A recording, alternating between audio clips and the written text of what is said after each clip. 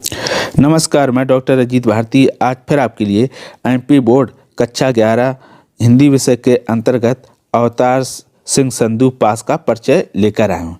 तो परीक्षा में प्रश्न कुछ इस प्रकार से पूछे जाते हैं कि अवतार सिंह संधू पास का परिचय निम्न बिंदुओं के आधार पर दीजिए। तो बिंदु दिए रहेंगे इस प्रकार से, दो रचनाएं, भाव पक्ष, कला पक्ष और साहित्य में स्थान। या फिर इस प्रकार दिया होगा, दो रचनाएं, भाषा, शैली और साहित्य में स्थान। ठीक, तो हम सबसे पहले क्या करेंगे, उत्तर लिखेंगे। उत्तर लिखने के बाद हम काले पेन से लिख देंगे अवतार सिंह संधू पास का परिचय। ठीक है, अगर परिचय लिखा हो तो परिचय लिखेंगे, अगर जीवन परिचय लिखा हो तो जीवन परिचय लिख देंगे। फिर उसके बाद हम काले पेन से दो रचनाएं लिखेंगे। ठीक है, दो रचनाएं इस तरह से लिख देंगे। उसके बाद कोई सी भी दो रचना जो आपको याद हो वो लिख दें।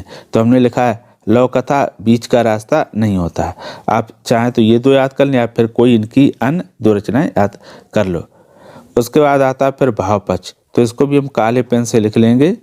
ठीक है, फिर उसके बाद नीले पेन से लिखेंगे, पास की कविताएं विचार और भाव के सुंदर संयोजन से बनी गहरी राजनीतिक कविताएं हैं, जिनमें लोक संस्कृति और परंपरा का गहरा बोध मिलता है।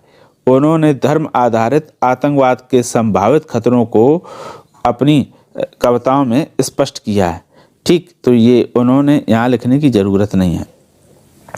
उसके बाद आता है कला पक्ष, तो कला पक्ष काले पेन से लिख लेंगे, फिर उत्तर लिखेंगे नीले पेन से।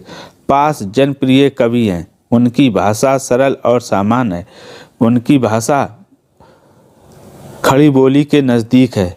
कुछ कविताओं में पास ने सांकेतिक भाषा का प्रयोग किया।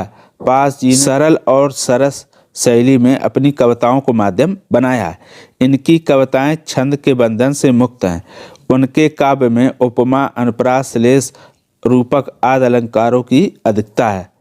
फिर हम लिखेंगे साहित्य में स्थान। इसको काले पेन से लिखने के बाद उत्तर लिखेंगे, पास पंजाबी साहित्य के प्रसिद्ध कवि हैं। उनकी कविताओं में गांव की मिट्टी की खुशबू महकती है। पास ने मेहनती, शोषित और दमन किए गए लोगों की सच्चाई का चित्रण किया है। पंजाबी कवि होने के बाद भी इन्हें हिंदी प्रेमियों ने अपना कवि माना है। तो ये होगा पास का जीवन परिचय। अगर इसमें किसी प्रकार का कोई डाउट हो, समझ में ना आए, तो हमें कमेंट करके अवश्य बताइएगा। और आपको किस हिंदी विषय से संबंधित किसी भी विषय पर आपको कोई सामग्री चाहिए तो उसके लिए भी हमें कमेंट करके अवश्य बताइएगा। मैं कोशिश करूंगा कि उपलब्ध करा सकूं। तो फिर आज के लिए इतना ही। अब हम फिर मिलेंगे किसी नए विषय के साथ। तब तक के लिए धन्यवाद।